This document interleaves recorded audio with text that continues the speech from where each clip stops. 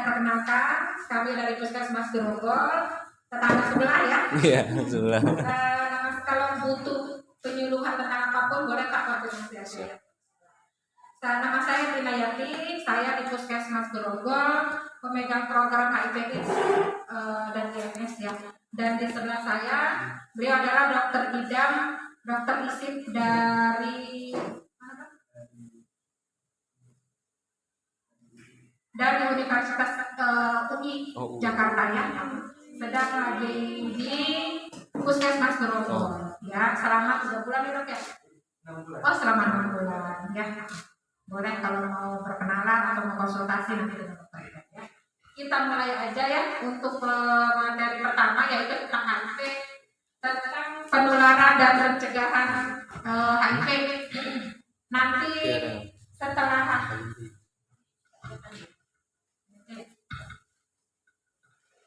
dari judulnya ini ada saya kasih sebutnya adik-adik apa adik ya, kakak-kakak. Oh ya, kakak-kakak ya. Jadi anak sekolah ini masih sekolah apa kuliah? Sekolah ya. Kebetulan lagi libur ya, Sabtu ya. Sabtu libur ya. Ada yang pernah dengar tentang HIV? Apa? Apa? Apa yang pernah, ada yang pernah tahu tentang HIV? Ada yang pernah dengar nggak katanya HIV itu apa sih? Nah, itu adalah singkatannya. Ya, HIV itu adalah singkatannya dari Human Immunodeficiency Virus. Ada yang tahu nggak apa sih? Belum ada yang tahu? Belum ya. Nanti sedikit kita jelaskan di sini. Kalau mudah-mudahan kakak-kakak semuanya kurang puas. Kenapa? Kalau kurang puas nanti bisa nanya lagi, bisa nyari lagi di Google atau nanya ke puskesmas apa sih HIV itu. Ya, sedikit kita jelaskan di sini. Nanti untuk lebih jelas boleh baca-baca di Google atau di sekarang sudah banyak ya. Pasti hasilnya bagus-bagus. Ya, bisa buka di situ. Nih, HIV itu adalah Human Immunodeficiency Virus. Virus yang menurunkan kekebalan daya tahan tubuh. Ya, jadi virus itu dia itu masuk ke dalam tubuh dan dia akan menurunkan daya tahan tubuh. Daya tahan tubuh siapa? Manusia. Ya. Jadi HIV itu hanya ada di dalam tubuh manusia. Dia nggak bisa hidup di dalam darah binatang. Dia nggak bisa hidup di dalam makanan. Ya. Nah, yang kedua itu ada dua antara HIV dan AIDS. Orang yang dengan HIV dia belum tentu kena AIDS. Tapi orang yang sudah kena AIDS pasti kena HIV. Ya. Jadi orang yang baru kena HIV itu stadium 1 ya.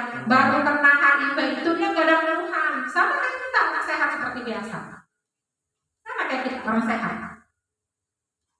Tapi kalau lama-kelamaan HIV itu tidak ditangani dengan bagus, dia akan mengakibatkan jadi AIDS. Ya, AIDS itu adalah kumpulan gejala penyakit yang menyertai orang dengan HIV. Seperti apa sih penyakitnya? Ada yang tahu seperti apa penyakitnya orang yang kena HIV? Ada yang pernah tahu? Belum ya? Nih, seperti kena TBC. Jadi sekarang semua orang yang kena TBC itu yang diobatin harus periksa HIV. Ya, sudah banyak orang yang dengan HIV, orang yang dengan TBC nih. Begitu kita cek HIV-nya ternyata positif. Dia nggak ngeh, maksudnya dia nggak paham. Dia taunya batuk terus berat badannya habis. Begitu dicek ternyata TB-nya positif. Orang yang dengan TB positif harus dicek HIV-nya, karena adalah salah satu gejala dari HIV. Ya, jadi orang yang berobat dengan TBC itu pasti kita cek HIV-nya di Puskesmas Grogol. dan Puskesmas Grogol sudah bisa melakukan pemeriksaan HIV. Terus yang kedua ada kandidiasis, jamur di mulut, sariawan. Tapi sariawannya bukan sariawan biasa. Ya, kalau kita sariawan paling karena kegigit atau karena kurang minum, ya. Jadi bibir kitanya kayak ada lecet, ada luka. Tapi orang yang dengan HIV itu beda. Dia jamur. Mulutnya sariawan, tapi sariawannya bukan sariawan biasa. Ada putih-putihnya seperti jamur. Tuh, salah satu ciri dari orang yang terkena HIV, ya. Terus ada radang kulit. Kalau radang kulit ini banyak. Pasien di Puskesmas Grogol itu udah beberapa ya yang kena HIV itu dia kulitnya khas lah, beda. Kulitnya itu kayak bekas digaruk, warnanya hitam-hitam tapi pinggirannya kayak ada jamur-jamurnya gitu. Biasanya diserang tangan sama kaki. Nah, itu orang yang kena HIV biasanya seperti itu. Dia jamur, khasnya jamur. Ini mampu karena digigit nyamuk, katanya alasannya itu biasanya ya.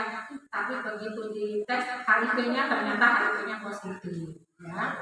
Terus ada yang kena otak. Nah, ini yang udah ke otak ini udah parah ya, udah stadium 4, dia udah masuk ke otak. Virusnya tuh masuk ke otak kalau nggak ditangani dengan benar. Orang yang dengan HIV itu harus ditangani dengan benar, harus minum vitamin. Kalau nggak ditangani bisa AIDS. Kalau sudah AIDS seperti ini, penyakitnya gampang masuk. Kenapa? Karena daya tubuhnya dia rendah. Kan? Karena HIV itu yang diserang adalah daya tahan tubuh. Jadi dia akan rendah daya tahan tubuhnya. Pada saat rendah itulah masuk penyakitnya ke dalam badan kita. Ya. Tapi orang dengan TBC, kandidiasis sariawan di mulut, paru-paru, radang otak, kanker, dia belum tentu HIV juga. Bisa karena penyakit yang lain. Ya. Nanti melihat orang pasien TB paru, dia TB paru. Pernah saya dengar TB paru adalah gejala dari HIV, dia kena HIV. Enggak semua. Bagaimana cara tahunya? Harus cek darah. Kita nggak bisa lihat orang itu badannya habis, kurus, kayaknya kena HIV itu. Nggak boleh seperti itu. Ya, kita harus untuk tahu itu siapa sih yang terkena HIV, harus cek darah. Tapi memang gejalanya seperti ini, makanya orang dengan gejala seperti ini biasanya kita cek HIV. Ya, AIDS disebabkan oleh infeksi HIV. Jadi orang dengan AIDS sudah pasti dia HIV, tapi orang HIV belum tentu dia kena AIDS. Ya, orang HIV kalau ditangani dengan benar, dengan sesuai dengan dia mengikuti sesuai dengan instruksi kesehatannya, banyak tuh dia kerja seperti biasa, berumah tangga, punya anak seperti biasa. Gak ada yang tahu kalau dia kena HIV karena gak ada tulisannya di sininya, ya kan? Kalau tulisan nggak tahu, saya juga tahu itu kena HIV, enggak ada. Tapi dengan ditangani dengan benar, ya, bukan didiamkan aja. Nih, HIV itu adanya di mana sih? Pertama, adanya di dalam darah. Yang kedua, di cairan sperma. Yang ketiga, di cairan vagina. Nih, disinilah HIV itu berada. Satu lagi di ASI. ASI. Orang perempuan yang HIV positif itu tidak dianjurkan untuk memberikan ASI pada anaknya. Beda dengan perempuan yang sehat, harus ASI eksklusif selama 6 bulan. Ya, tapi kalau ibunya kena HIV itu nggak boleh anaknya dikasih ASI. Justru nggak boleh, harus kasih susu formula karena resiko menularkan ke anaknya. Ya, ada yang tahu bagaimana cara penularan HIV yang melalui darah? Transfusi, ada lagi? Disuntik nanti. Suntikan, ada lagi? jarum suntik. Jarum suntiknya kalau melalui darah itu bisa pertama bisa dari transfusi, tapi sekarang kalau untuk transfusi semua pendonor darah pasti diperiksa HIV. Kalau HIV-nya positif nggak bakal dipakai itu darahnya, ya. Jadi aman kalau pakai transfusi. Kalau kita butuh darah nih, tapi saya takut ketularan HIV. Orang yang mendonor darah pasti selalu dicek HIV-nya. Jika ada penyakit di darah itu nggak akan dipasangkan ke orang yang membutuhkan. Kasihan malah terkena penyakit yang lain, ya. Terus yang melalui jarum suntik, betul. Tapi jarum suntiknya seperti apa? Jarum suntik berulang-ulang. Jarum suntik yang tidak steril. Sepertinya gimana? Saya puskesmas tapi saya nggak kena HIV. Orang kesehatan sudah pasti jarum suntiknya tidak berulang. Pernah lihat atau di sekolah ada penjaringan atau vaksin, satu jarum pasti langsung terbuang, ya kan? Langsung terbuang, nggak akan kita ulang-ulang. Itu aman, tidak akan tertular virus HIV. Yang biasanya berulang-ulang itu siapa yang makan? Apa? Narkoba, penasus, pengguna jarum suntik. Ya, mereka itu biasanya satu jarum itu dipakainya berbarengan untuk satu grup. Ya, makanya kalau satu yang kena HIV satu grup itu biasanya resikonya kena semua. Karena seperti itu dia pakai jarumnya. Sayang katanya obatnya masih ada di jarum nih, dipakailah ke temennya. Udah pakai temennya, saya minta pakai lagi ke temennya. Seperti itu. Ya, jadi jarum suntik yang berulang dipakai, yang resiko menularkan HIV. Kalau orang puskesmas, pasiennya resikonya karena kita memang pakai jarumnya satu untuk satu pasien.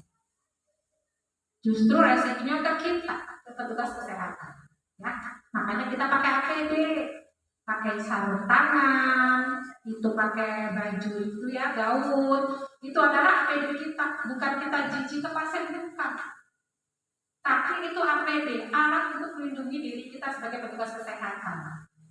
Ya.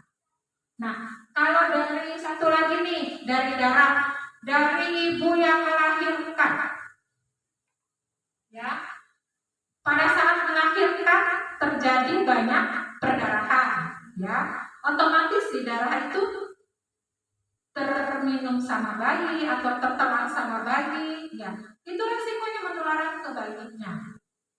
Sekarang semua ibu hamil pasti dicek HIV. Siapa yang punya keluarganya lagi hamil?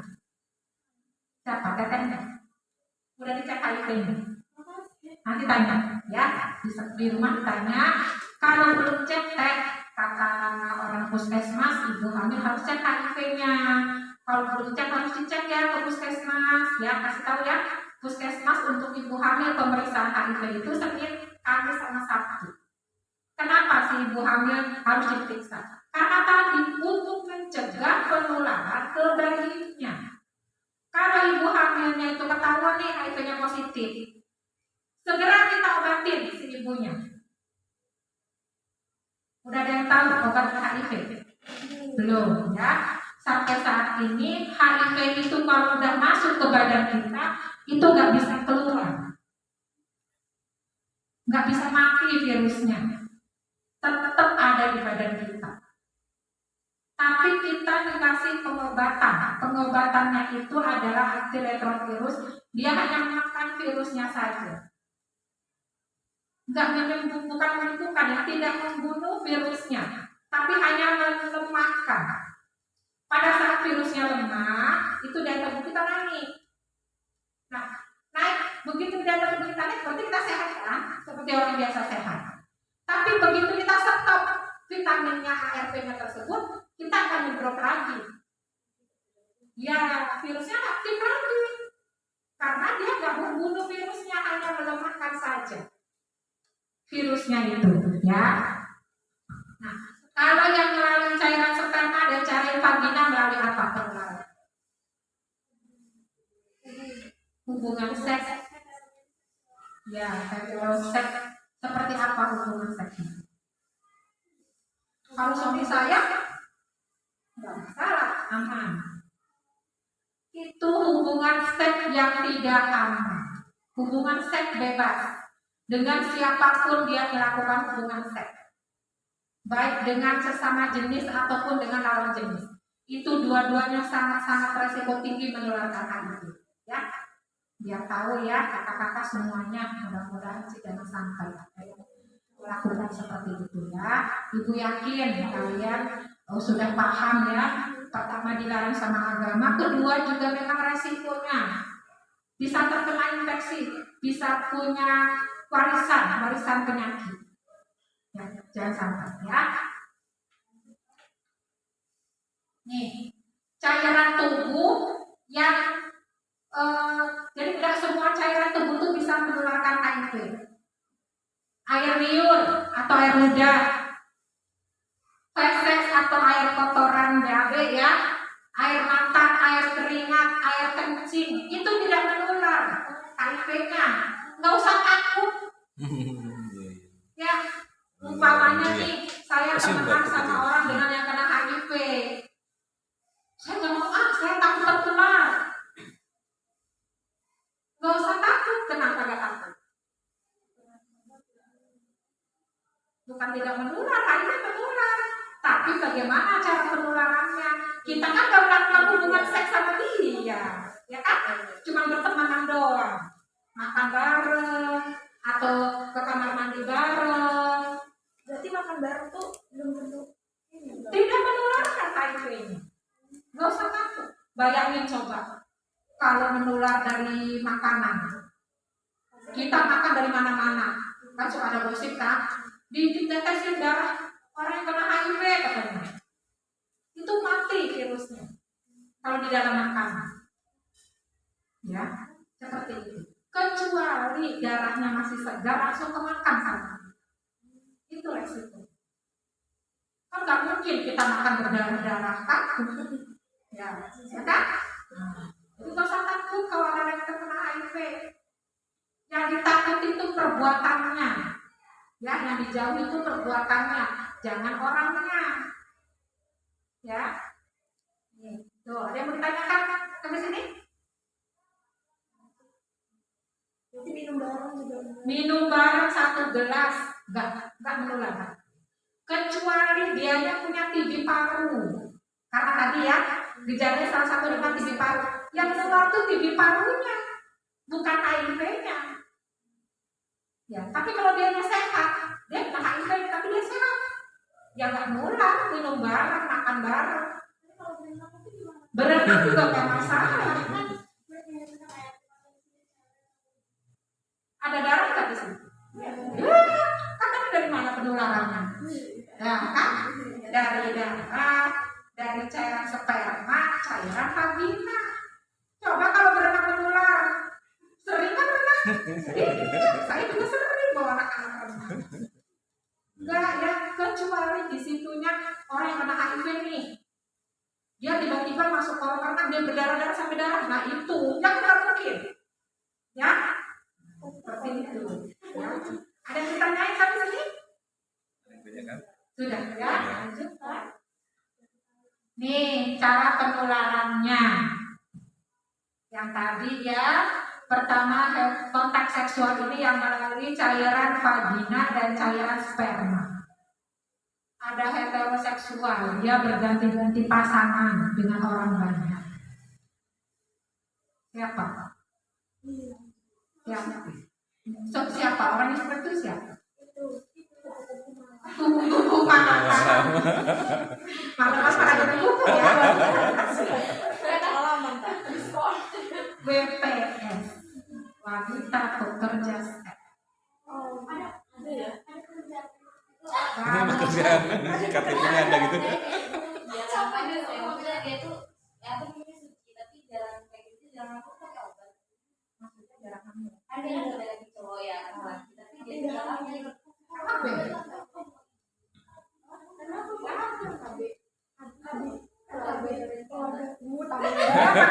Kontrasepsi.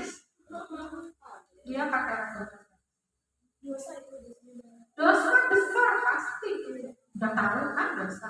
Ayo jangan sampai coba-coba ya, mau dihindari ya. Ya, ini saya hanya menjelaskan nih, orang yang beresiko itu yang itu WPS wanita pekerja seks. Ya, seperti itu ya.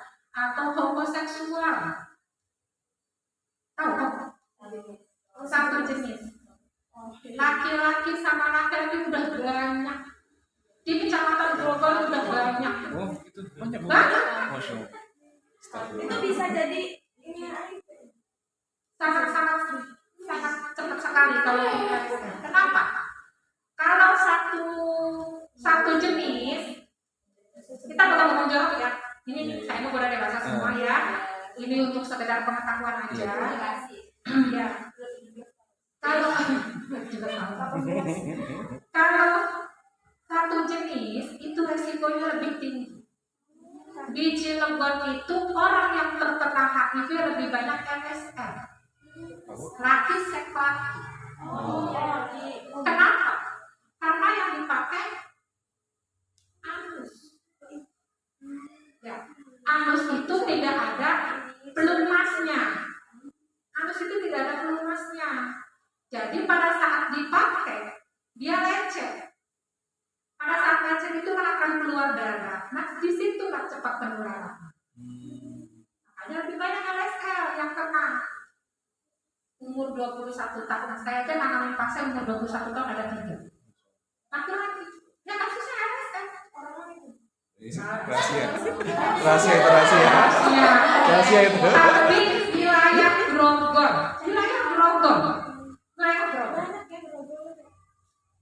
Wilayah Grogol itu sudah berapa ya, sekitar 11 orang yang saya tangani. Dan yang lebih sering terkena itu masih muda 21 tahun udah kena HIV. Begitu saya konseling, biasanya dia nggak ngaku. Ini bu gini karena main bola segala macam. Begitu dicek ternyata HIV udah positif, dia nggak sadar. Begitu digali konseling yang namanya ya kita ajak ngobrol berdua. Kalau ada orang lain dia akan cerita. Malu. Karena memang sampai saat ini di masyarakat penyakit HIV itu masih sangat menyeramkan. Padahal kan dibanding dengan TB lebih gampang penularan TB daripada HIV. Iya. Ternyata begitu ditanya, oh iya bu saya waktu itu dipakai sama kenapa saya tidak? Ada yang suka sama suka. Akhirnya dia komersil. Seperti itu. Ya, biar sekedar tahu aja ya. Sekarang mah bukan perempuan aja yang ditakutin, laki-laki juga sama. Padahal laki-laki yang macamnya laki-laki, ternyata dia sebagian besar nggak tahu. Kalau LSM itu dia dandanannya biasa cowok, cuma dia lebih suka seksnya seks sama jenis. Beda dengan waria. Tahu waria? Ya. Kalau waria dia dandanannya perempuan, tapi dia laki-laki. Ya, kalau LSM itu kadang kalau sekilas kita nggak bisa bedain. Iya. Nggak bisa bedain. Cuma dari gerak-geriknya kalau yang udah biasa dia tak. Dari gerak-geriknya udah beda. Tapi yang kalau cuma sekilas saja mah nggak bakalan tahu. Tapi kalau saya udah biasa ya nanya seperti itu, saya tahu kok. Gerak-geriknya ini. Nggak semua positif ya. Nggak semua LSM positif, ada yang negatif juga. WPS sudah sama, nggak semua WPS positif, ada yang negatif juga. Tapi kebanyakan ya itu ya. Nah, terus yang melalui kontak darah tadi udah disebutin ya transfusi, tapi untuk sekarang sih insya Allah aman ya transfusi karena semua pendonor pasti dicek HIV-nya dulu. Pengguna jarum suntik yang berulang tadi yang dipakai sama penasun ya, narkoba jarum suntik dia dipakai berulang-ulang. Akupuntur, tindik sama tangan. Tindik kalau untuk bayi kan pasti yang melakukan itu tugas kesehatan. Iya. Ya, Sekarang sudah banyak kan anak-anak remaja dan cowok tuh yang suka ditindik-tindik, tepatnya di jalan-jalan, ya. Tapi tidak semua orang yang ditindik, orang yang ditato dia HIV kan? Takut kan nanti ya kakak-kakak di luar ada orang yang pakai tato, oh dia HIV kok pakai tato? Enggak ya. Kalau dia pakai jarumnya steril, pada saat pakai bikin tato, titik itu aman. Tapi yang resiko itu kalau dia pada saat bikin titik, bikin tato, dia jarumnya berbarengan, dipakai berbarengan dengan yang lain juga. Tuh yang resiko. Tindik sama tindik juga. Biasanya satu grup dipakai berbarengan. Kalau bayi, nah kita sebagai perempuan kan dulu dipakai sama orang tua kita ya, itu pasti ibu bidan yang masangin dan alatnya sudah kita desinfektan dulu, apa ya, disterilkan dulu supaya aman. Ya. Nah, terus yang dari ibu ke anak, bukan melalui proses persalinan dan pemberian ASI. Ibu hamil kalau dia saat hamil diperiksa HIV-nya positif, itu segera kita tangani. Kita obatin untuk mencegah peningkatan virusnya. Orang kalau ditangani dengan baik HIV-nya, dia daya tubuhnya akan bagus, naik. Kalau daya tubuhnya bagus, dia sehat seperti biasa, nggak sakit. Terus pemberian ASI. ASI, kalau ibunya positif HIV nggak boleh dikasih ASI. Tapi kalau kepaksa nih, Bu, sayanya nggak punya uang buat beli susu formulanya, boleh ASI, tapi jangan dicampur dengan apapun. Hanya ASI aja. Sanggup kan? Kan kadang ada pada saat sakit dikasih obat, atau pas waktu 6 bulan dikasih biskuit. Ya, emang sudah waktunya 6 bulan ya. Berarti nggak boleh gitu. Nggak boleh dikasih ASI Sampai umur berapa itu? seterusnya. Sampai dewasa. Iya. Nggak boleh makan apa? Maksudnya ya dewasa dikasih ASI. Oh iya. Ada mana? Pokoknya nggak boleh dikasih ASI. Bisa itu. Ini Bu, tadi kan Bu katanya jangan dikasih apa-apa. Kalau dia masih ASI aja. Gitu maksudnya. Ya, kalau dia masih ASI aja. Kalau mau dikasih tambahan yang lain, ASI-nya stop. Oh. ASI-nya stop. Kenapa? Karena makanan yang lain bisa mengiritasi lambung dia.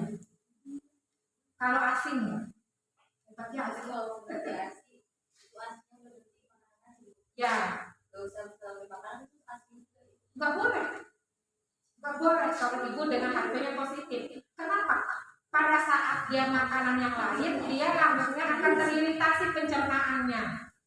Pada saat itulah kan ASI-nya diminum tuh sama si anak, ada virus HIV-nya kan masuk ke badan anak itu. Tapi kalau dia minumnya ASI doang kan lambungnya nggak teriritasi. Tapi apa sama? Biasanya kita menganjurkan nggak ASI. Sudah ada berapa yang ibu hamil yang kita tanganin nih di Puskesmas Grogol, alhamdulillah anaknya negatif. Sudah dicek anaknya negatif. Karena dia ditangani dengan benar, kemudian kita kasih tahu dokter, kita tim ya di Puskesmas Grogol, kita tim satu tim. Dan kalau memang sudah ada orang yang dengan HIV positif pun kita nggak keluar ke orang-orang tuh enggak. Karena sifatnya sangat rahasia. Tapi kita tim, ada beberapa orang yang harus saya kasih tahu. Dokternya, bidan kelurahannya, atau petugas labnya, konselornya, itu harus. Jadi kalaupun udah ketemu nih HIV-nya positif, kita nggak ngebarin ke orang-orang. Udah yang tahu cukup tim aja. Karena itu sangat rahasia ya, masih sangat di luar sana. Proses persalinan yang tadi dijelaskan, pada saat proses kelahiran dia akan keluar banyak darah, secara tidak langsung akan terminum sama anaknya. ASI itu nggak pernah basi ya? Atau basi? ASI kalau di luar nggak basi. Kalau makanan tapi ditaruh di kulkas. Di freezer bisa sampai 3 bulan bahkan lebih.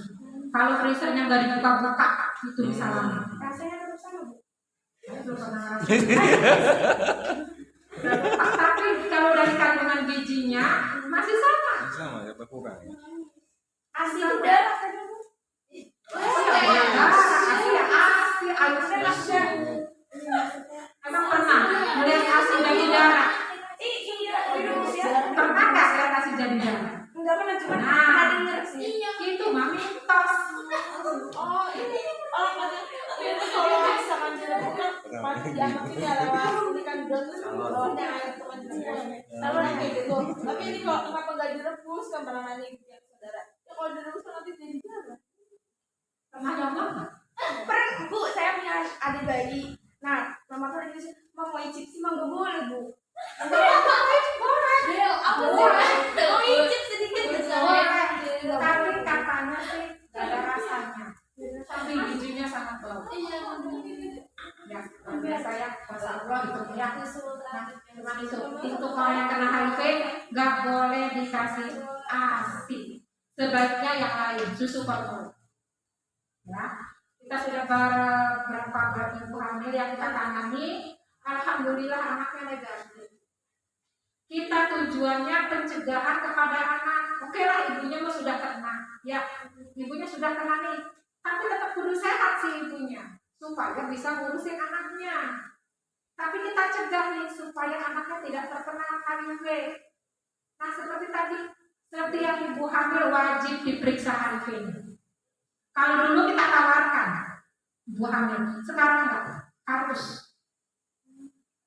Kalau udah ketahuan dari sebelum hamil, sebelum melahirkan, kita tangani. Kalau bisa lahir normal, kebanyakan sih biasanya suruh sesar. Tapi lihat sikon si ibunya, supaya mengurangi resikonya kepada bayinya, penularan kepada bayinya. Nih, HIV itu selalu ada dua orang, ya. Orang yang mengidap HIV kalau baru terkena dia sehat, tapi kelamaan dia akan sakit. Nah, orang HIV positif kita sebut ODA, orang dengan HIV. Virusnya memang menular tadi, ya, tapi penularannya nggak segampang penyakit lain. Tuh. HIV bisa dicegah. Tapi sekalinya kita terinfeksi HIV seumur hidup, kita bisa menularkan ke yang lain.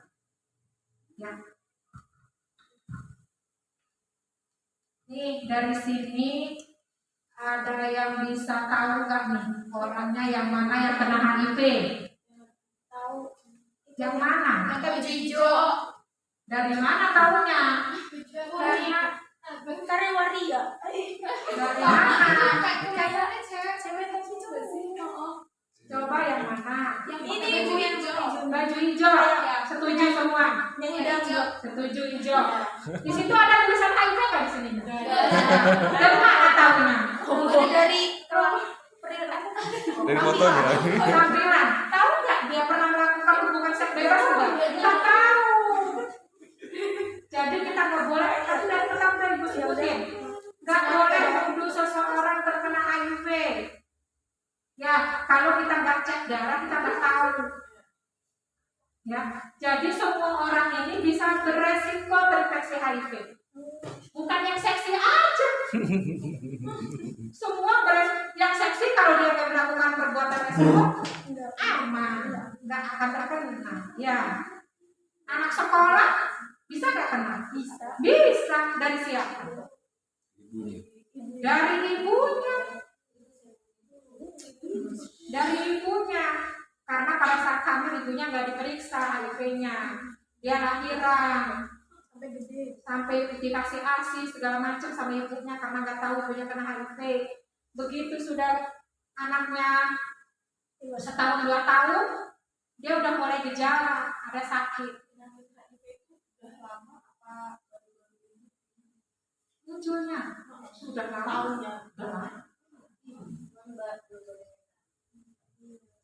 Belum ada tahu. Kamu nggak main. Ya, nanti kita bahas cara pencegahan. Ada di situ ya. Jadi kita nggak boleh nuduh seseorang, orang itu karena sensitif dia HIV, nggak boleh ya.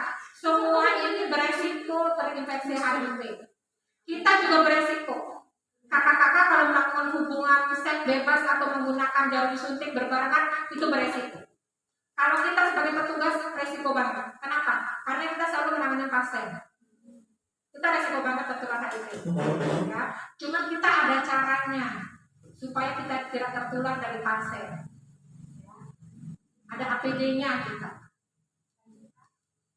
Ini seperti ini nih. Rantai penularan HIV. Laki-laki dia,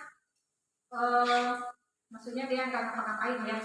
Nah, ternyata si istrinya itu penjajah seksual. Dia melakukan hubungan seks dengan suami, dia akan berbuat terus berlanjut begitu.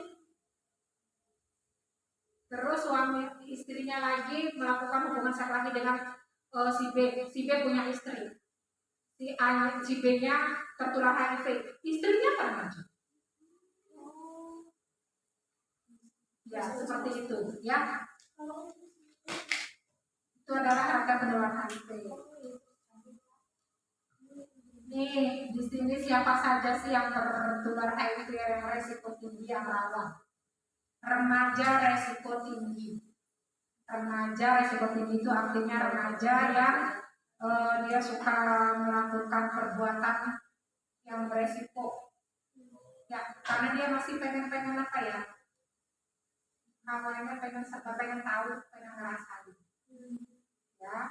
Terus pelanggan pekerja seks pelanggan itu contohnya laki-laki yang jajan sama perempuan itu. Dia pelanggan, ya. Pelanggan BPS jajannya cuma jajan perempuan. Pasangan pelanggan pekerja seks istrinya. Narkoba suntik, tenasur, WPS, waria, pelanggan waria, DAI, RSL, WBP ya, apa WBP? Warga binaan masyarakat, pemasyarakatan tahu. Di RP, apa namanya, penjara. Di penjara itu resiko, ya, karena dia bingung ya, segitu aja. Kita sering melakukan mobile di penjara, yang di Cekerayan. Kalau melihat orang yang di penjara itu ya nggak semuanya orang jahat, nggak semua. Ada yang mereka korban, ya, ada yang mereka korban. Karena pokoknya nggak semua mereka yang ada di penjara itu orang jahat. Ya tapi memang image-nya kita di situ pasti pernah melakukan perbuatan yang jahat yang merugikan orang lain, ya. Tuh, EPP itu adalah resiko yang rawan tertular HIV. Kita dari dinas kesehatan juga sering melakukan pemeriksaan untuk kalau orang yang kena HIV ya kita obati supaya tidak menularkan orang lain. Ya. Terus ODA atau ODIDA pekerjaan yang belum disuntik, contohnya siapa kita tim kesehatan petugas kesehatan. ODA itu orang dengan HIV, ODIDA itu keluarganya. Resiko, ya. Nah, kalau petugas kesehatan udah pasti dia resiko tinggi banget karena kita selalu, makanya kita kalau ada pasien kita anggap pasien itu semua resiko terinfeksi, bukan hanya HIV aja, sama penyakit yang lain juga. Makanya kita pakai APD. Ya, kita kalau mau ketemu pasien nih, bu bidannya, bu susternya di puskesmas itu kalau pegang pasien pada jijik, bukan jijik, itu APD kita. Ya. Takut ada darah yang muncrat ketika atau pas kebetulan kita lagi nggak fit, ada luka di kita yang kita nggak mau. Kayak penyakit hepatitis itu gampang. Berarti kalau luka sedikit pun itu bisa Luka apa? Iya, kesenggol gitu. Ya enggak, kan nggak ada darah. Iya, kalau misalnya berdarah, kesenggol. Yang kesenggolnya udah ada luka. Oh, harus ada penyakit. Ada.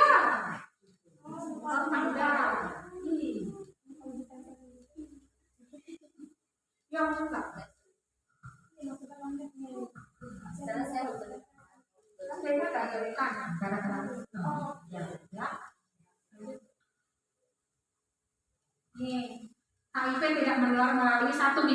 Ada yang tahu nggak kenapa? Padahal sama-sama darah yang digigit. Tapi kenapa nggak nular? Karena udah diisap dibuang. Disep dibuang. Dracula. Karena udah dibuang. Nah, terus ada lagi. Iya betul.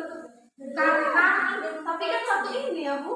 satu mulut, satu darah. Kayak suntikan. Nah, tadi udah dari pertama udah disebutin apa sih? Hanya bisa hidup di dalam darah manusia. Nyamuk manusia bukan? Iya. Jadi begitu masuk badan dia, ya virusnya mati. Gigit saya, dia nggak nular akhirnya. Enggak, tapi kan maksudnya tusukan yang nyamuknya itu loh, bukan Ya, orang mati ada. Dia ini manusia bukan? Darah Ada berjalan dari manusia tuh. Iya kan suntikan juga Ya masa ini nyambung ganti kalau Iya. Bicara nyamuknya. Pokoknya intinya satu, HIV itu hanya adanya di dalam darah manusia. Di dalam darah binatang nggak bisa hidup. Iya, maksudnya kan tadi kan ada katanya suntikan juga bisa menularkan suntikan. ya ini kan nyambung itu kan Kan itu hewan, ini hewan masa Suntikan. udah dulu gitu. Kalau suntikan itu kan si ujungnya itu kan masih ada sisa-sisa darah. Oh ya maksudnya Nah, kalau nyamuk itu kan udah otomatis dia udah masuk ke dalam badan dia si darahnya. Langsung dihisap sama dia. Ya kan? Masuk dalam dia. Iya. Bersalaman, bersentuhan, menggunakan peralatan makan bersama, tinggal serumah, berpelukan, berciuman, menggunakan jamban yang sama tidak menularkan. Gak usah takut, bersebelahan, hidup bertetanggaan dengan orang yang kena HIV. Ya, nggak usah takut karena pakai toilet bareng nggak boleh. Terus makan bareng nggak boleh. Bersalaman nggak boleh. misalkan menggunakan toilet yang mana kan apa sih di luar juga kan banyak toilet yang Nah. itu beresiko Di sini tidak menular kayak toilet bareng. Ya, jadi aman. Kalau melalui toilet bersamaan menular, kebayang nggak sih di mana-mana toilet umum? Sering kasih toilet umum, iya, pasti nggak tertular. Ya, ada yang ditanyakan lagi? Kita bukan dulu.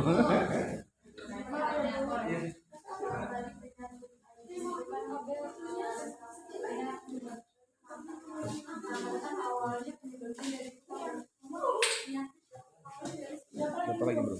Ada yang tanya katanya kanker itu penyebab dari HIV. Jadi Iya iya. orang yang kena HIV, kena AIDS, salah satu gejalanya dia kanker. Kankernya apa? Kankernya biasanya masuk ke otak. Terpesong. Nah, dia udah si virusnya udah lari ke otak. Itu yang udah sangat berbahaya. Biasanya kesadarannya mulai turun. Apa namanya? Gak fokus ya. Gangguan otaknya sudah berkurang. Dia nggak bisa bangun, orang saya stroke karena dia kena otak pusat.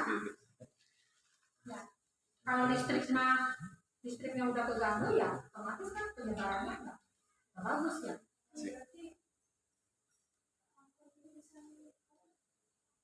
Itu salah satu gejala dari HIV.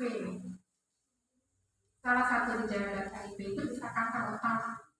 Bagi orang yang masih muda, Selain kanker otak tuh. ya kebanyakan kanker otak. Kanker kulit bisa. Banyak kanker kulit banyak. Kanker mata. kista bukan sih kalau Beda, bukan kusta. Kusta beda lagi. Kalau kusta itu karena bakteri. Emang kusta sama kista Beda ya. Kalau kusta itu penyakit kulit. ada kista juga. Kalau kista bisa kista di dalam kandungan, bisa di dalam ginjal. Kalau misalnya kita di dalam kandungan berbahaya banget. Nanti biar Bu Pak Dokter yang jelaskan. Tenang. Ada bagiannya. Jadi gini, kalau kista itu sebenarnya itu adalah penyakit yang ada benjolan. Nah, isinya itu air, benar. Jadi bedanya kalau kista itu ada benjolan, ada airnya. Jadi bisa aja memang ada kista di kandungan, ada di kista tuh bagian lain bisa. Dengan asal benjolan dan cairan gitu. Kalau kanker itu? Nah, kalau kanker itu sebenarnya adalah sel-sel tubuh kita, tapi dia melenceng gitu, menyimpang. Jadi harusnya itu sel kita kan, misalnya sel-sel kita ini kan masih beregenerasi ya. Contoh kayak kulit, pasti kulit itu kalau misalnya kita lama atau main pasti ada kotoran kulit kan. Nah, tapi kulit kita nggak habis kan. Nah, itu karena dari situ selalu tumbuh. Nah, kalau contoh lah kayak kanker kulit gitu. Jadi selnya itu atau sel kan? Sel tahu kan? Ya, kalau bagian terkecil di tubuh kita itu kan. Ya. Jadi sel-sel yang tadi kanker itu harusnya kan menjadi kulit kita, tapi dia selnya malah menyimpang. Jadi selnya itu berubah bukan menjadi kulit kita, menjadi bagian yang lain. Terus makin selnya tuh tumbuh, harusnya kan diatur ya tumbuhnya itu cuma segini. Tapi kalau sel kanker itu dia tumbuhnya banyak, makanya sel kulit kita pasti ada benjol-benjol gitu kan. Kanker seperti itu contohnya. Pak Dokter itu Ya. Pak Dokter. Ada seorang itu tuh ibu mengandung, ya kan? Terus di dalam kandungannya juga dia tuh ada penyakit apa sih tadi, kista itu berbahaya nggak dalam bayinya? Ya, sebenarnya gini, kalau misalnya kalau dari awal dulu ya, kalau misalnya kistanya itu di mana, misalnya kistanya itu kan sistem reproduksi itu kan ada bagian-bagiannya kan ya, ada bagian telur, bagian uterus, maksudnya rahim. Nah, kalau misalnya kistanya indung telur, otomatis apa ya? Jadi pembuahan itu nggak bakal terjadi. Kenapa? Karena selalu tahu kan kalau misalnya pembuahan itu terjadi selalu ketemu apa? Nggak tahu. Sperma ketemu sel telur. Sel telur kan diem aja di indung telur. Nah, kalau misalnya sperma kan dia datang ke indung telur, masuk ke ada salurannya tuh ke tuba falopin, tahu kan? Jadi ada salurannya lah ke indung telur. Sel sperma ke sana. Nah, kalau ada kista dia menghambat, jadi dia nggak bisa. Karena memang kalau misalnya kistanya di indung telur, kemungkinan kalau kistanya itu nggak diambil, itu pasti nggak bakal bisa terjadi hamil, terjadi pembuahan, karena kan belum. Ya, contohnya kayak keran, kalau di sini ada batu di dalamnya kan nggak bakal keluar gitu kan, nggak bakal ketemu sama spermanya sama sel telurnya gitu. Nah, kalau misalnya Selnya dua masuk. Mana dua masuk? jadi misalnya kalau anak kembar itu tergantung dari selnya juga. Misalnya emang ada kembar identik ya, kembar yang sangat sama mukanya, sifatnya sama, ada yang beda ya, beda kan lingkungannya kalau misalnya gede. Nah, tapi ada yang kembar beda banget, tapi dia misalnya lahir tapi beda sama muka beda, itu tergantung dari selnya juga. Saya sperma ketemu satu telur. Kalau misalnya kembali identik ya itu cuma satu telur, satu sperma. Nah, nanti dia pembelahan, harusnya tuh ngebelahnya cuma satu untuk manusia, tapi dia bisa ngebelah menjadi dua. Jadi bisa nanti tumbuh dua bayi di situ. Tergantung dari pembelahan selnya juga. Sel itu kan membelah ya. Jadi kan sel itu kan bagian terkecil, tapi hebatnya adalah kenapa bisa jadi tubuh seperti ini, karena sel itu punya takdir gitu. Takdir saya itu menjadi kulit, jadi sel dia membelah sesuai dengan takdir dia menjadi kulit. Tadi kan katanya tuh terbagi menjadi dua itu apa tadi? Sel telurnya, sel yang setelah dibuahi terbagi menjadi dua. Nah, kalau seumpama berarti nggak anaknya itu dempet, itu gimana? Nah, kalau itu Sama juga. ya beda lagi. Beda lagi. Jadi Misalnya satu atau dua? selnya dua. Tapi emang harusnya itu dia terpisah karena selnya itu tumbuh sendiri. Jadi kan tadi dia bilang kan sel itu ada takdirnya gitu, mau jadi apa karena kan tubuh kita sih kompleks ya, ada sistem pernapasan, sistem lain, sistem ini gitu. Nah tapi pas lagi kalau misalnya dempet itu, dia itu selnya itu tiba-tiba menyatu dengan sel itunya, sel kembarannya. Jadi makanya tumbuh bareng dia. Itu harusnya kan nggak boleh, dia tuh terpisah gitu. Jadi keluarnya berarti dempat itu keluarnya. Iya dempet benar. Katanya ada yang ngomong juga kan kalau misalkan punya anak kembar itu ada Iya benar, keturunan bisa. Kalau misalnya ada contoh, ya saya ibunya kembar, jadi kalau saya punya anak kemungkinan kembar bisa juga. Tapi bisa juga kalau saya punya cucu juga kemungkinan bisa kembar. Emang itu tergantung keturunan juga. Gen dari gen benar. Gen. Terus dok, saya punya kan kalau ibu hamil dia tuh punya penyakit TBC lah gitu, nular dia itu ke anaknya. Sedangkan penyakit TBC itu kan menular. Itu menular dia kan? Nah, perlu tahu juga penularannya. Kalau misalnya HIV kan tadi apa luka, maksudnya kan persalinan ya. Persalinan kan pasti kalau misalnya mama bisa berdarah kan.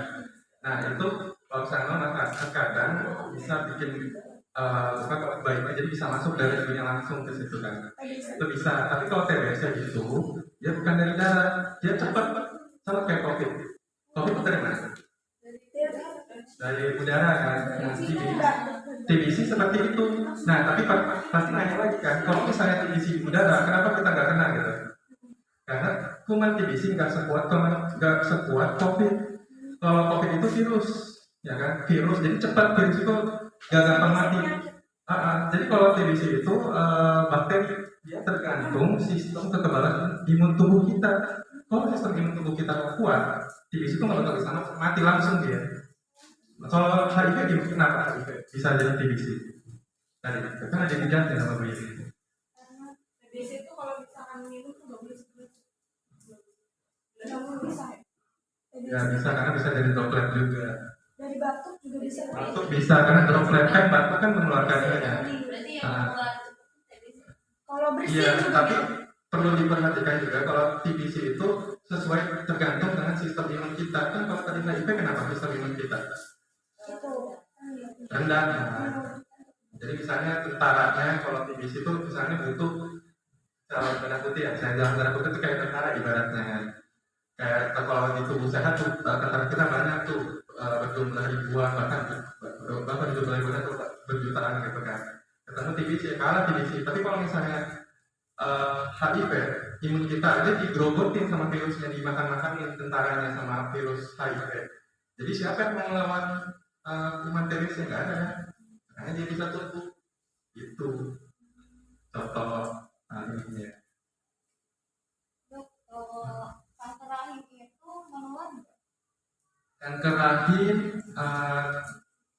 tidak menular, karena iya memang untuk sekarang kan udah pada dengar ya ada vaksinasi HPV ya, vaksinasi untuk kanker rahim pencegahannya.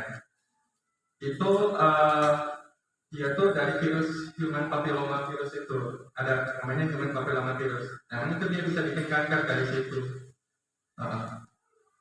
Nular kalau nggak salah. Tapi yang ininya juga yang ada pembawaannya sesuai dengan yang itunya. Jadi sebenarnya virus itu tuh virus kulit, tapi ya itu juga kan kalau misalnya kanker itu kan butuh apa ya? Ada pajangan terus menerus. Kalau pajangan ini kan maksudnya terpapar terus menerus, makanya dia tidak bisa jadi kanker seperti itu. Itu bahaya banget nggak? Dari bisa disembuhin nggak? Kalau HPV, Itu kanker. oh kanker itu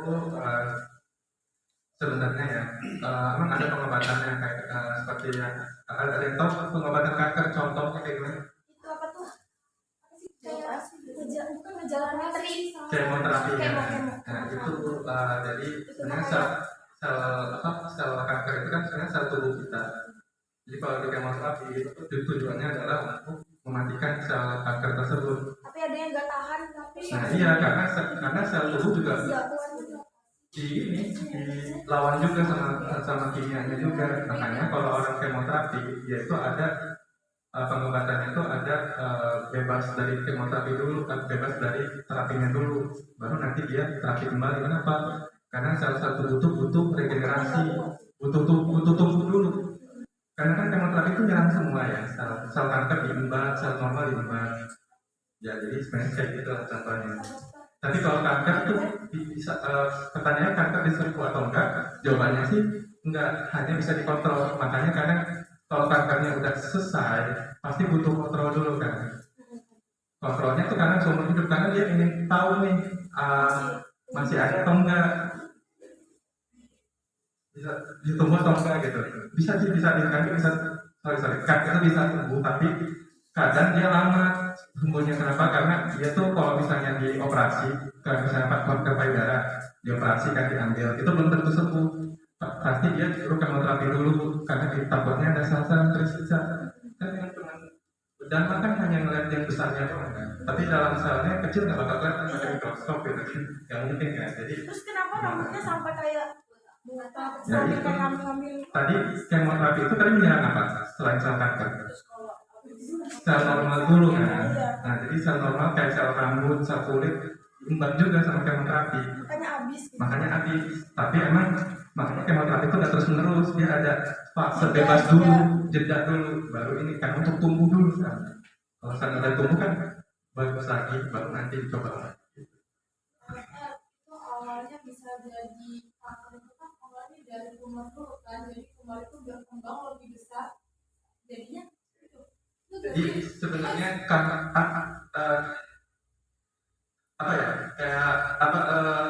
itu perlu dibedain dulu nih, tumor dan kanker.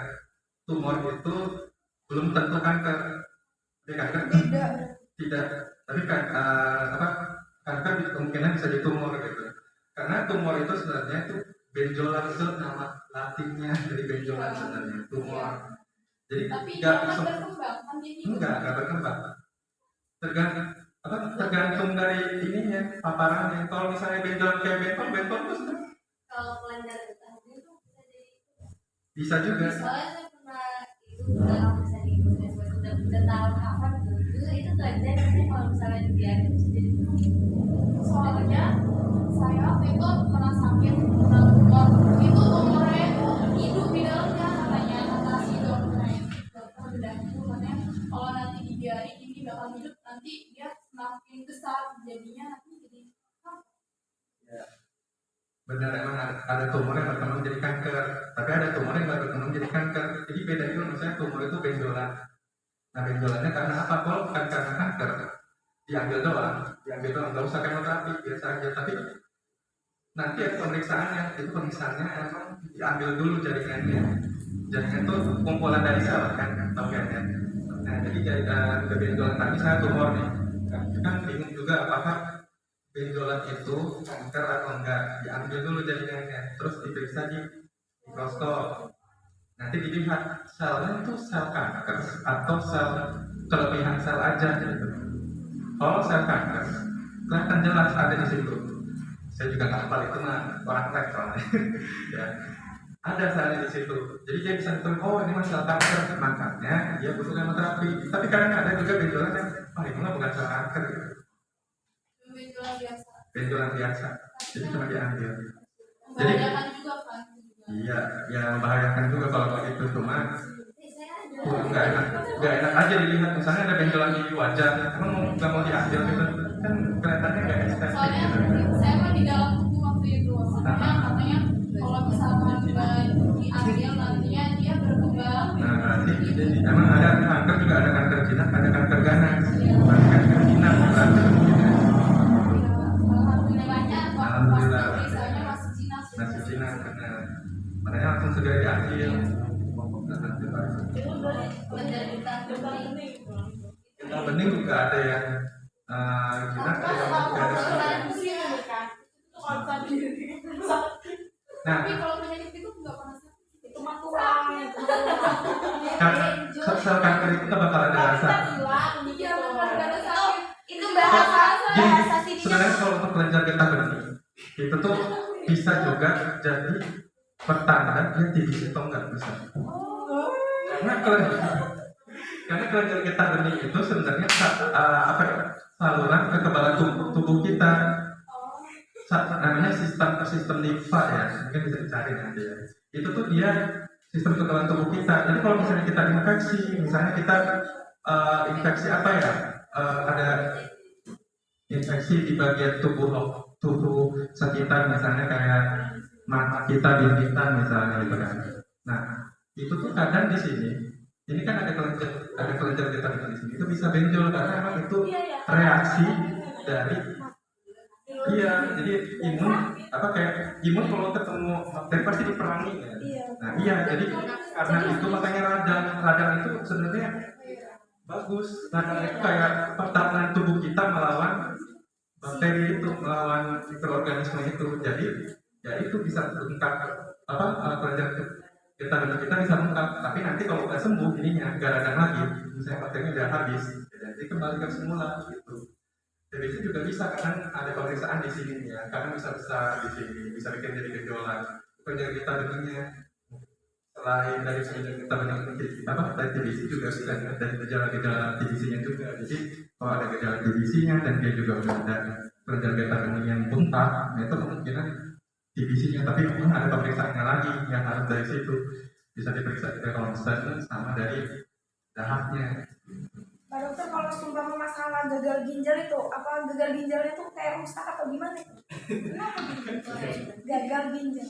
Ya, sesuai dengan namanya. Penyakit gagal ginjal itu. Ini kan harga apa ini? Satu lagi. Jadi ramai. Bu, satu lagi ya, Bu. Satu lagi. Lagi penasaran ya. Kita juga tahu. Siap. Satu lagi ya. Enggak apa-apa ya, oke siap. Ya, jadi kalau gagal ginjal kan sesuai dengan namanya, ginjalnya gagal. Ada yang tahu fungsi ginjal apa? Bentuk ginjal. Fungsi ginjal. Pak. Darah. Bukan. Ayo ngomong pada siapa? Ginjal. Jadi ginjal itu adalah untuk menyaring darah. Tahu air kencing dari mana? Oh, ginjal. Oh iya, pantas ada namanya. Air kencingnya itu batu ginjal. Iya kan? Ya, benar bisa. Jadi darah kita masuk ke ginjal, selalu masuk ke ginjal darah kita, karena dia sebagai penyaring utama. Jadi darah itu kan pasti darah itu ada umurnya loh. Darah kita tuh ada umurnya. Jadi di tubuh kita itu darah itu ada yang mati, ada yang hidup, selalu kayak begitu. Nah, pertanyaannya adalah darah yang mati itu dibuang kemana? Gak mungkin kan ditumpuk di tubuh kita. Terus juga contoh selain darah, kita makan kadang ada racunnya, tapi racun itu bisa ditolerir oleh tubuh. Nah, pertanyaannya kalau misalnya kita makan makanannya ada racunnya sedikit gitu ya, kalau misalnya racunnya makin banyak kan di tubuh jadi bakal kena kan racunnya. Nah, gimana caranya ngebuang racun itu? Gimana caranya kita kalau makan obat kan racun ya, kimia kan, itu bisa dibuang dari mana? Dari ginjal. Pembersihan, dibersihin darahnya, dari darah kotor dibersihin di ginjal. Berarti kalau yang penyakit gagal ginjal, ginjalnya rusak. Ginjalnya rusak, makanya dia banyak racun-racun di dalam tubuhnya. Kalau misalnya dia nggak ditangani dengan lanjut, dia bisa lama-lama racunnya itu bisa merusak semua organ-organ dalam tubuh, bisa meninggal. Gagal ginjal tuh kayak gitu. Ciri-ciri sakit ginjal itu gimana? Ya contoh, kan ginjal kan tadi dia bilang kan, ginjal itu menghasilkan kulit. Kalau misalnya rusak, gimana? Kalau rusak misalnya kan tadi bilang ginjal itu memproduksi urin gitu kan. Kalau ginjal rusak, berarti kan ada dua. Ginjal kan ada dua. sama sih. Nah, Emang ada dua kan dok? ya udah pokoknya gini, ginjal, karena ginjal tuh ada dua kan. Kalau diambil satu masih bisa, cuma dia kerjanya itu kerjanya itu makin berat kerjanya. Jadi dia nggak sama kita. Jadi ngaruhnya itu kalau misalnya ciri dari gagal ginjal itu banyak. Contohnya bengkak pada mata, pada kaki. Selain bengkak, itu juga bisa air kencingnya itu nggak diproduksi. Karena kan tadi air kencing, jadi dia dalam sehari, kalau sehari kan kita pasti kencing 3 kali ya. Kalau gagal ginjal yang udah berat banget, dia nggak kencing sama sekali. Kalau udah Karena siapa yang buang gitu kan, gitu. Kalau udah bengkak itu gimana? Nah kalau udah bengkak, berarti emang artinya terjadi penumpukan cairan. Kan cairannya nggak bisa dikeluarin gitu. Tubuh kita kan selalu menghasilkan cairan-cairan gitu kan. Kalau misalnya cairan kita nggak dibuang, jadi numpuk ke mata, karena di mata itu ada ruangan kosong ya. Jadi bisa kesana cairannya. Kalau di bawah, karena gravitasi, jadi cairannya jatuh ke bawah kayak gitu soalnya. Iya. Karena pertanyaannya spesifik juga. Itu tuh kalau misalnya kita tuh sakit dadanya tapinya kayak sesak tapi kayak gimana ya udah bisa jelas tuh tapi itu Misalnya sesak. iya kayak sesak tapi kayak sakit tapi bukan jantungan gitu. Ya kalau sesak Cinta itu. Cinta itu. Iya kan soalnya Iya. Kalau sesak, soalnya nah sesak bukan itu. sesak biasanya Ngap ya. kayak kayak jantungnya tuh kayak gitu tuh. Jantung seret ya. Hidungnya seret. Bunyi Jadi apa emang palunya kalau ngap berarti yang nggak bisa dijelaskan ya itu bisa dari asam lambung. Asam lambung itu penyakitnya jangan diremehkan karena emang kadang kayak kita kayak cuma sakit doang kan. Iya. Tapi ada orang yang sakit lambung bisa dirawat. Dirawat, diinfus dari lambung. Jadi Udah parah kali itu. udah parah lambungnya. Nah, Sama kalau sampai terbuka ya jadi emang kalau sesak itu emang banyak sih penyebabnya. Salah satunya tadi asam lambung, bisa karena apa? Jantung, bisa karena paru. Tapi nanti dokternya yang tahu bagian apa ini sesaknya dari jantung atau paru atau lambung. Ada perbedaannya dan perbedaannya itu terlihat. Gitu. Ada di situ. Kalau saya kasih tahu sekarang pasti panjang dan nggak ngerti juga. sampai sore kayak Gitu. tiba-tiba sakit kayak gitu. Kenapa? abis pernapasan Ya udah kan darah keluar kayak disuruh siapa kalau berenang nggak tapi pulang-pulangnya sakit untuk dada. ya itu karena kamu udah mulai kamu dari sakit hati Ya. Sudah. Kalau untuk HIV-nya ada yang mau ditanyakan nggak? Pencegahannya iya saya juga mau nanya lah belum selesai kan? Belum selesai soalnya. oh belum selesai jadi Nah, selesai aja Lanjut slide-nya, Pak.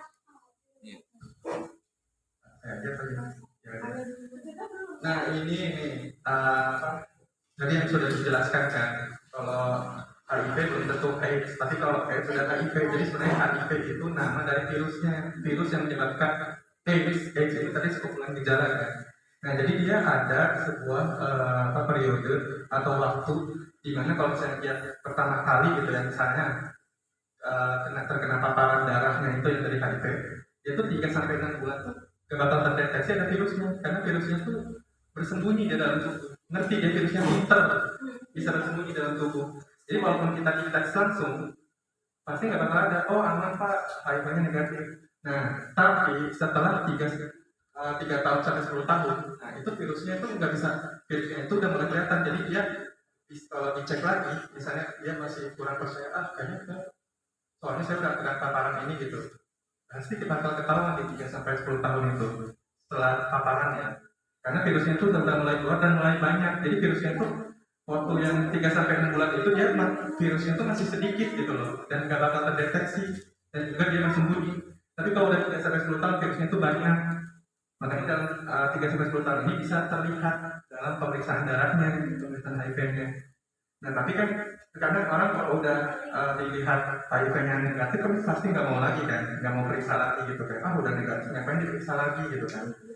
Pasti gitu kan. Nah itu kadang kembali lagi setelah gejala-gejala yang tadi sudah disebutkan itu AIDS-nya tadi yang kayak sariawan nggak sembuh, sakit TBC atau apa, baru ketahuan di situ. Karena gejalanya pasti kan orang kalau misalnya nggak ada gejala ngapain ke rumah sakit gitu kan, ngapain ke puskesmas, kayak gitu contohnya. Ya, next. Nah ini fase-fasenya. Tadi ada fase yang 0 sampai 5 tahun terinfeksi tapi nggak ada gejalanya. Ya tadi kan sudah dijelaskan. Fase 2 dia udah muncul tuh gejalanya, gejala ringan-ringan lah kayak nafsu makannya turun, tubuhnya lemah, keringat berlebihan di malam hari, itu tidak sembuh-sembuh, dan yang terus menerus.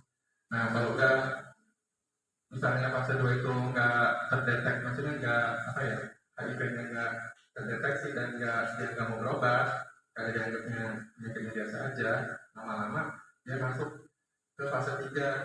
Jadi sumbernya udah sangat sedikit, jadi sel-sel kekebalan dan sel-sel kekebalan tubuh kita itu udah kurang, makanya kayak infeksi yang tadi yang seperti TBC, radang paru dan lain-lain itu bisa masuk dengan mudah. Jadi itu yang lebih berbahaya di fase 3 ini, karena udah mulai sedikit kekebalan tubuh.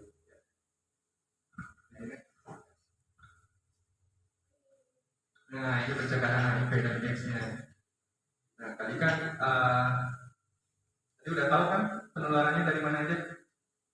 Udah tahu kan, dari darah, sperma, vagina, air susu. ASI. Iya, maaf. Orang ya. Jadi, kalau ini untuk pencegahan, untuk melakukan ada abstinence, ABCDE ya, abstinence, be faithful, condom, no drugs, and education. A itu maksudnya adalah abstinence. Jadi dia tuh menahan diri untuk tidak melakukan hubungan seksual. Nah, ini sebenarnya kan sangat sulit pasti. Kalau udah, apalagi sudah punya suami istri gitu kan. Atau kalau misalnya ya abstinence itu kan kalau bagi kita, bagi para remaja kan ya harus bisa lah insya Allah ya. Abstinence maksudnya jangan melakukan hubungan seks di luar nikah dan tidak boleh ganti-ganti. Nah, kalau yang untuk be faithful maksudnya adalah kita harus setia ke pasangan kita. Jadi kan sudah dibilang kan resikonya kalau berganti-ganti pasangan makin tinggi risiko untuk terjadinya HIV. Nah, makanya harus setia, ya harus setia dengan pasangan. Nah, kalau untuk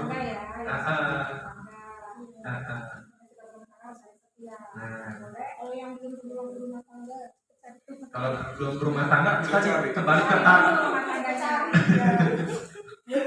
Nah, tadi kalau yang belum rumah tangga tadi yang melakukan hubungan seks. dokter,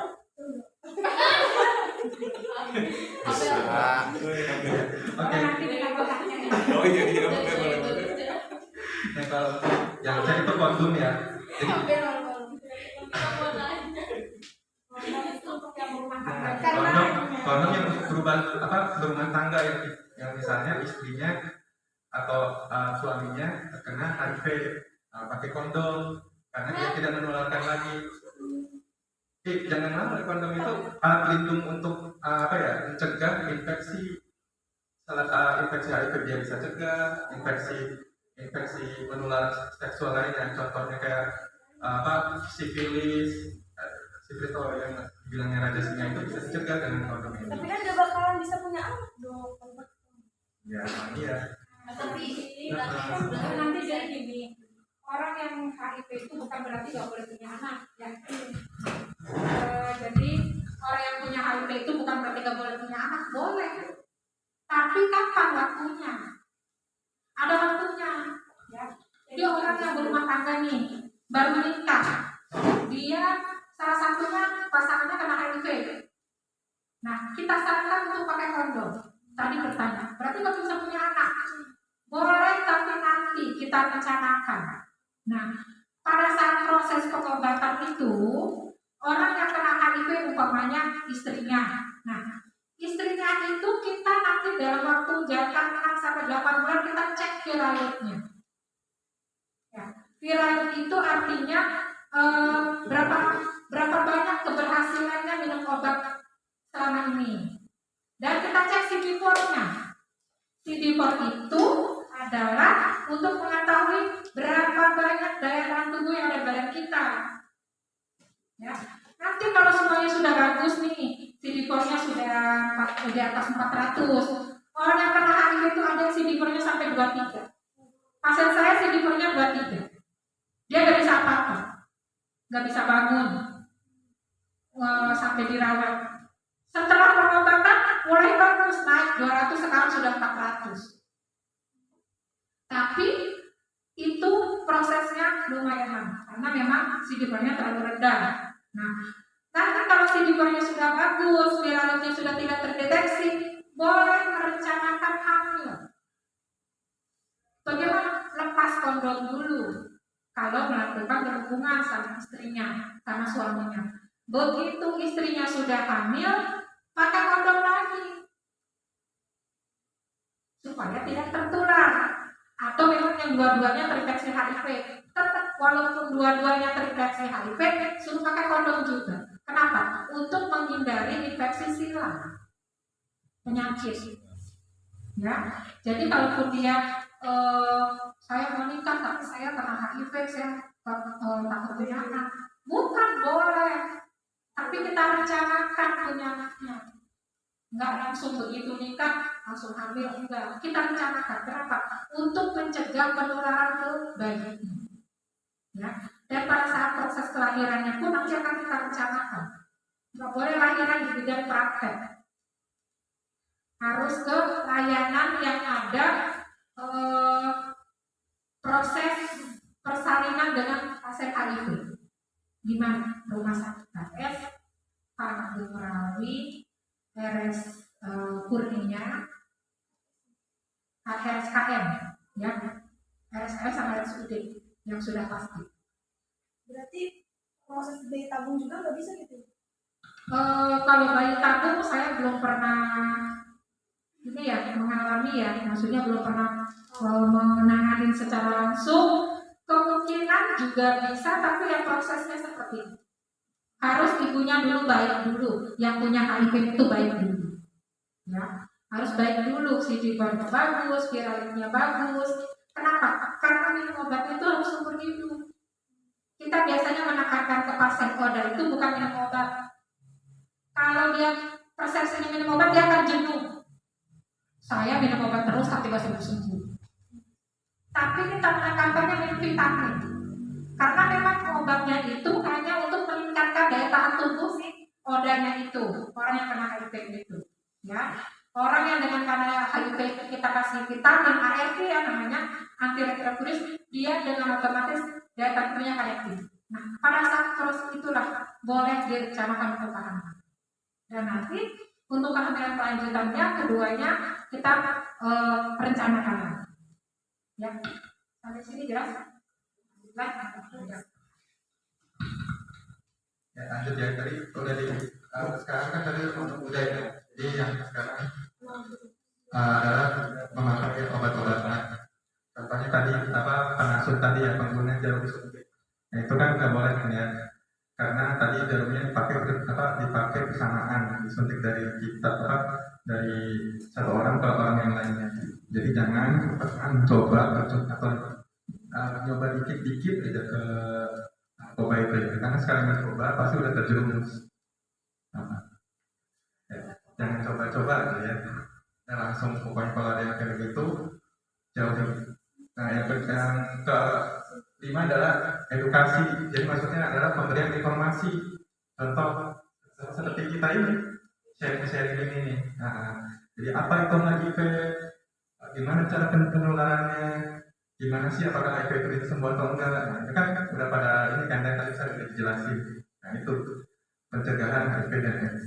Oke. Nah, ini tadi ya, saya bilang jangan hindari seks bebas itu bagi orang yang belum berpasangan.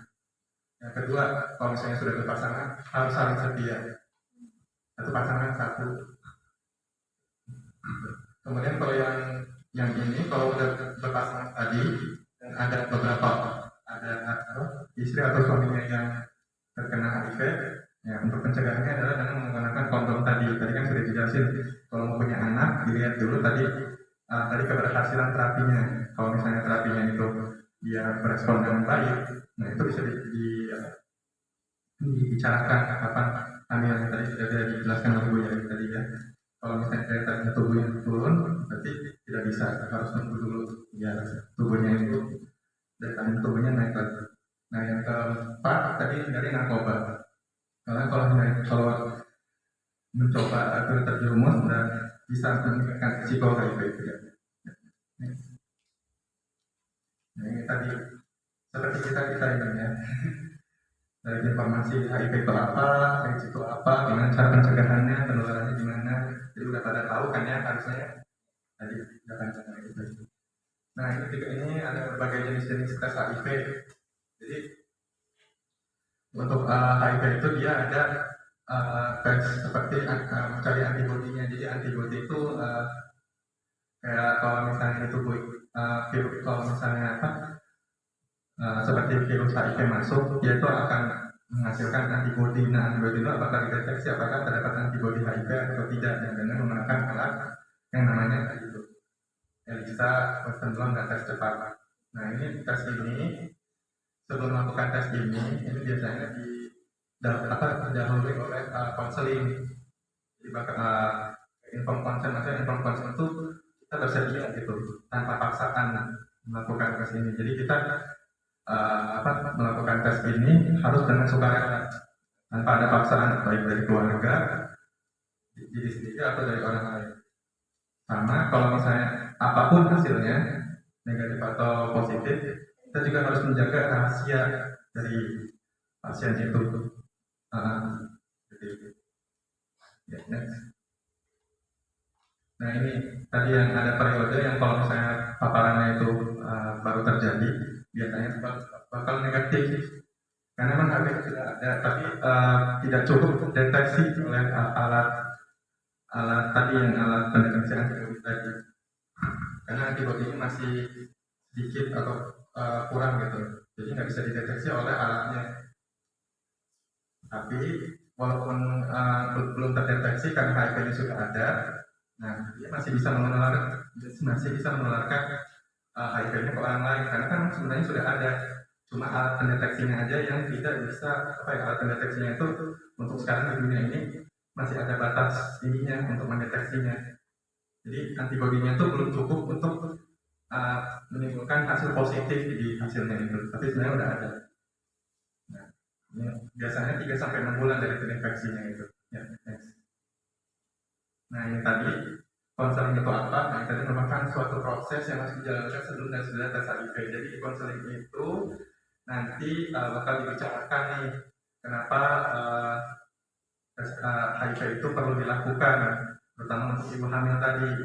Jadi bakal dibicarakan, nanti bakal dijelaskan apa itu HIV sama seperti kita ini, kenapa ibu yang harus melakukan tes HIV karena tadi untuk mencegah ke anaknya, gitu kan. Takutnya ibunya itu HIV nggak ketahuan, kalau misalnya dites kan nggak bakal ketahuan, nanti anaknya kena juga, gitu kan.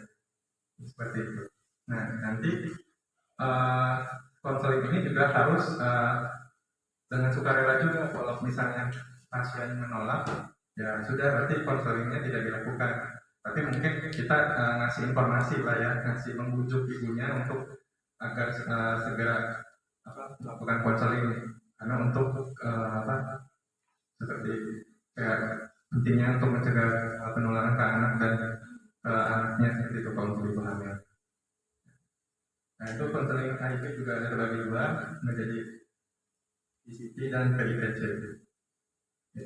Very next. Nah ini tadi kuesionernya. Ini ada kuesioner nih.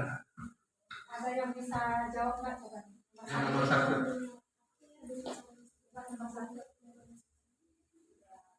Apakah dengan saling setia? Tidak. Saling setia pada Tidak. risiko tertular HIV? Tidak. Tadi pencegahannya. Nah, yang B itu apa?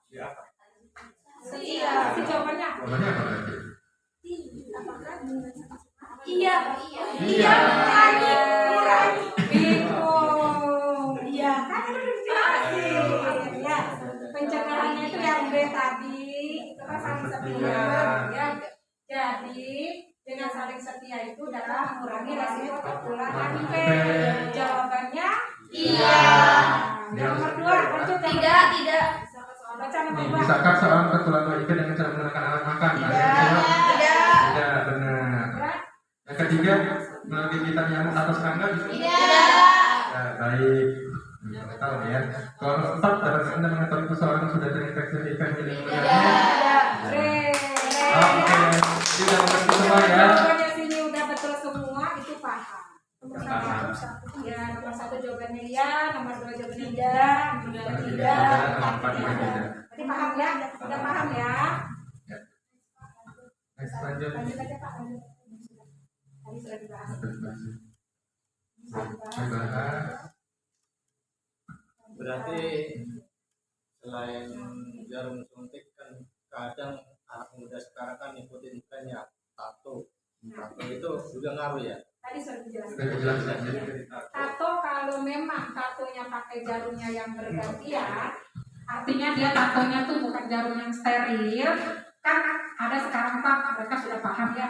Kalau mau pasang tato, saya mau jarumnya yang baru, itu resikonya kecil.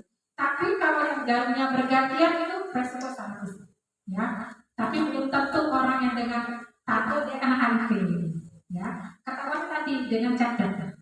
Apakah dia terinfeksi HIV atau enggak? Nah, cek darah itu ada 2 macam. VCT itu artinya dengan kemauan sendiri, inisiatif sendiri. Karena saya merasakan terinfeksi HIV, saya mau cek HIV. Yang keduanya PITC, artinya dengan instruksi dari petugas kesehatan. Dan itu harus siapa? Ibu hamil, pasien TB, sama pasien IMS, itu harus diperiksa. IMS, infeksi menular seksual. Banyak Pak. Banyak. Ada yang kencingnya sampai darah, ada yang kencingnya sampai mana, seperti itu. Dan kebanyakan memang masih anak-anak muda. Karena kita saya juga merasa ya, zaman sekarang sudah mulai. Mudah-mudahan dengan edukasi seperti ini, kakak yang di sini bisa kasih tahu teman-temannya ya, atau keluarganya atau adik-adiknya, jangan melakukan perbuatan seperti itu. Itu sangat beresiko sekali tertular penyakit. Ya, kalau sudah masuk virus HIV itu, dia nggak bisa keluar dari badan kita. Seumur hidup bisa menularkan ke orang lain. Ya, jangan sampai ya.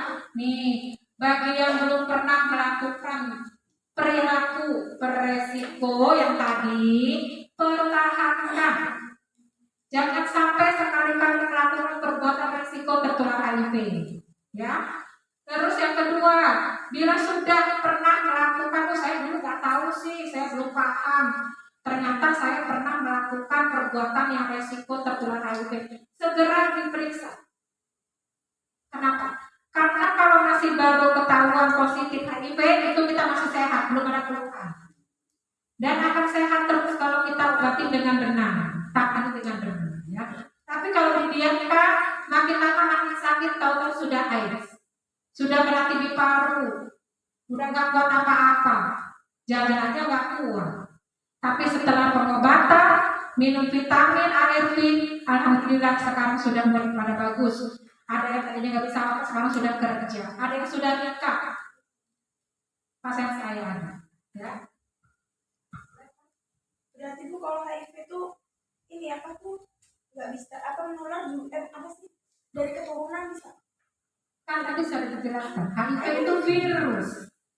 Jadi bukan dari gen. Dia tidak menular. Dia bukan turunan.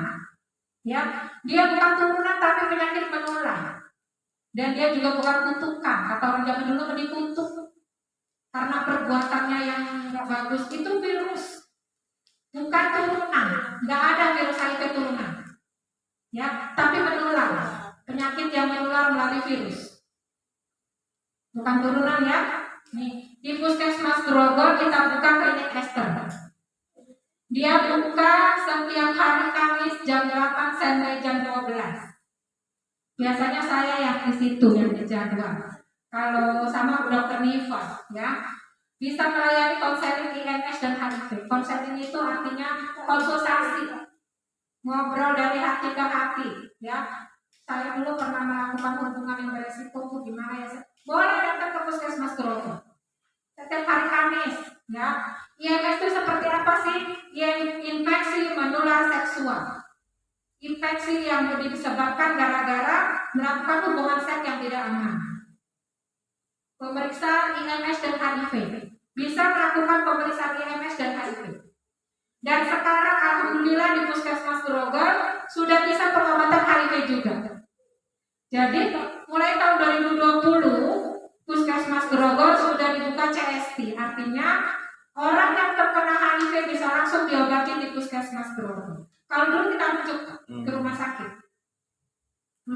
sakit, kalau yang nggak punya BPJS lumayan biayanya untuk cek segala macam.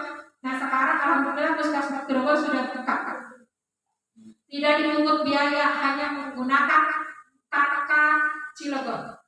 Ya, cukup punya KK Cilegon. Kalau nggak punya KK Cilegon cuma biaya 10.000 pendaftaran, itu aja.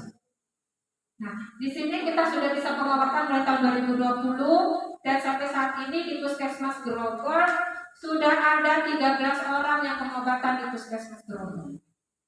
Ya, dan alhamdulillah mereka sudah pada bagus-bagus ya.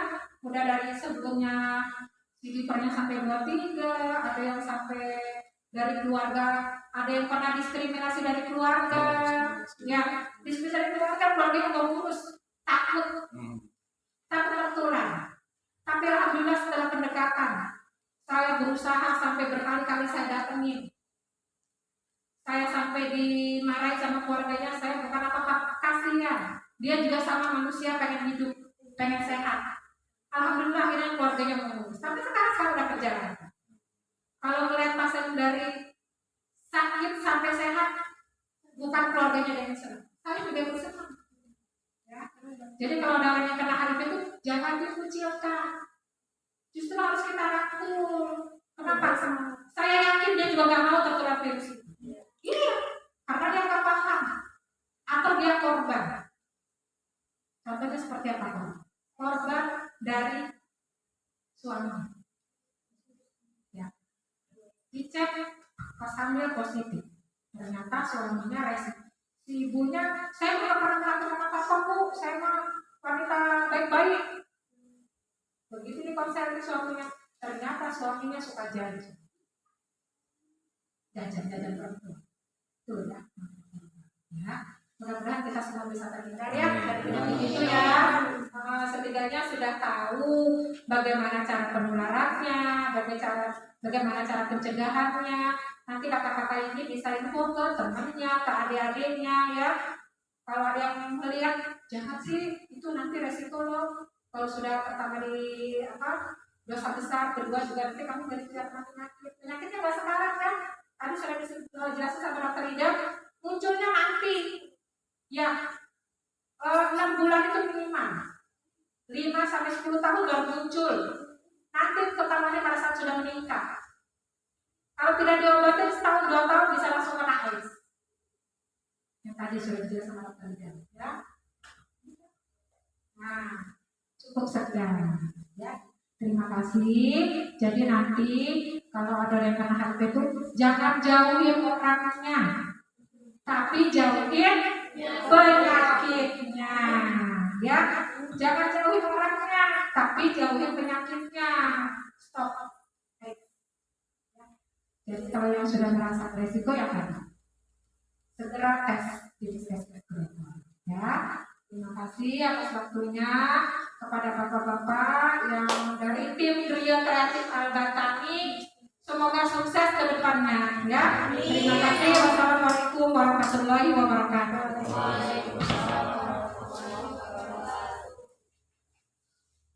Ya, terima kasih Ibu dan Dr. Ida. Kita kasih aplaus kepada dua pemateri yang luar biasa yang sudah meluangkan waktu dan juga meluangkan pengetahuan tentang kesehatan. Ini juga kayaknya kalau di kampus ini 4 SKS Bu ya.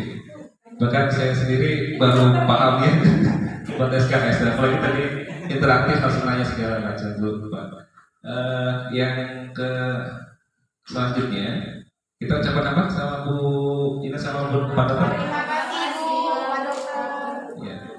Ada sebuah bengkel penghargaan itu mohon diterima.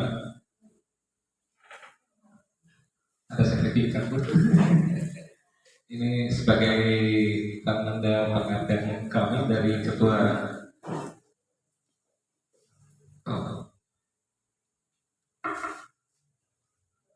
Yang untuk Ibu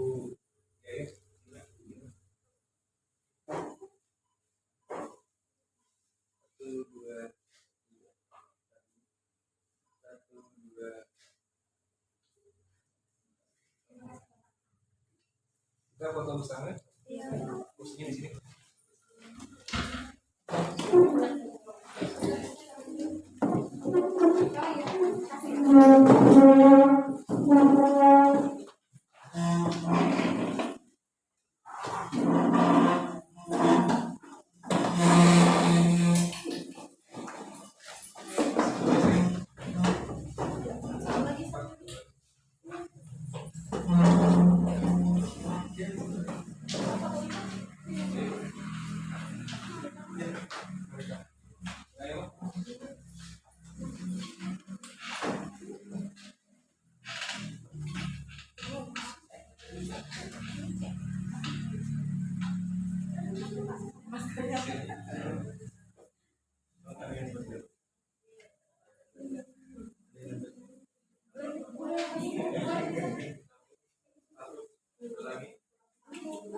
Miring aja biasa baris aja. Nggak usah ada yang di belakang.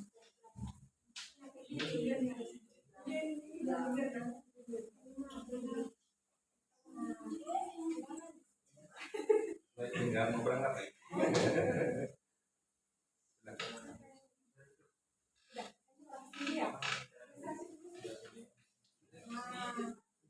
Sini nih, miring, miring. Yang tengah baru ngadep tengah.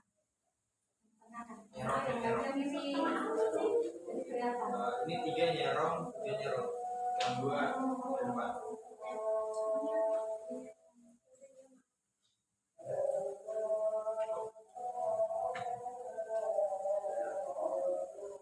Satu, dua, tiga, lagi. 1, 2, 3, lagi. 1, 2, 3. 1, 2, 3.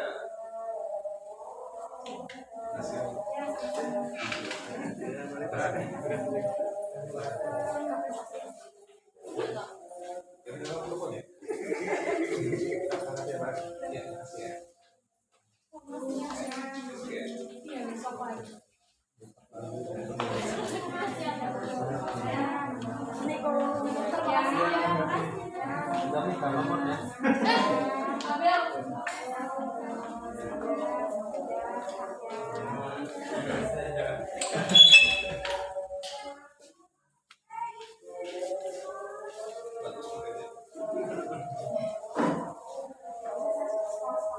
Oh gitu.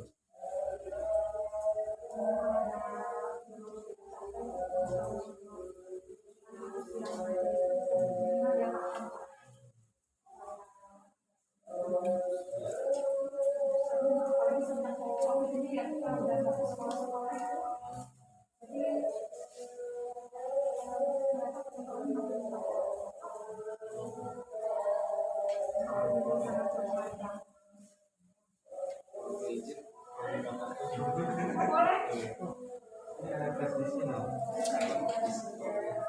Di laptopnya. Karena kan anak-anak ini kan sebenarnya banyak dari beberapa materi dari beberapa profesi segala macam. Nanti anak itu mempresentasikan para izin saya dari materi ini saya bikin cerita ini dulu.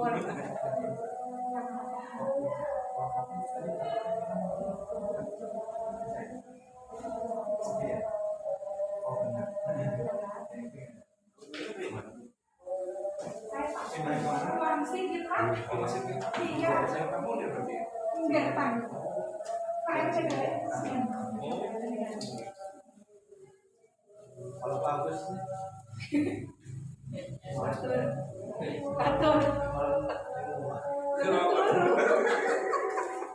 Malam. semalam katanya mau kata kawan di rumah.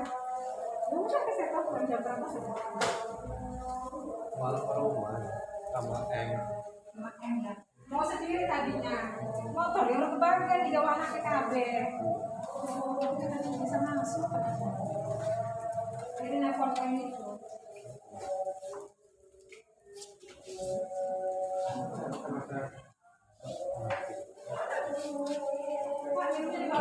Ya di bawah. Terima kasih banyak.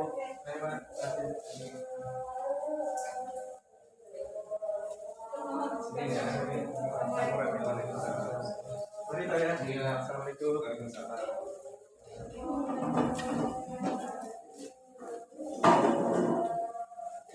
Nggak usah dah.